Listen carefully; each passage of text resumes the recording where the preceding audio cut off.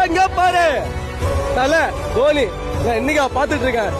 இவனுங்க எல்லாம் local cricket ஆனவங்க 2010ல சவுத் ஆப்பிரிக்கா போனா என் தலைவன் என்ன பிச்சுன்னு தெரியாது ஏதும் தெரியாது. ஃபர்ஸ்ட் மேட்ச் யாரு தெரியுமா? New Zealand team central district full டீமை கூப்பிட்டு வர்றான். புரியுதுங்களா? அடிக்கிறான் அங்கேயே.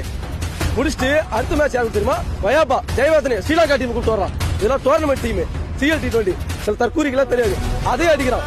மூணாவது மேட்ச் விக்டோரியா கூட ஃபுல் ஆஸ்திரேலியாவுக்கு போயிரு. ஆரியன் பிடிச்சி கேப்டன் ரொம்ப கஷ்டம் டிராப் பண்ணோம். சூப்பர் ஓவர் போய் தோத்தோம். நாலாவது மேட்ச் யார் தெரியுமா? வாரியர்ஸ் சவுத் ஆப்பிரிக்கா டீம் அப்படியே அடிச்சோம். ஆனா வாரியர்ஸ் என்ன பண்ண தெரியுமா? ஏமன்ல நான் தான் ஜெயிப்பிட்டு உண்மையிலே போயிட்டு டஃபான டீம் சவுத் ஆஸ்திரேலியா ஜெயிச்சு திரும்ப வந்து ஃபைனல் நிக்கிறாங்கல்ல.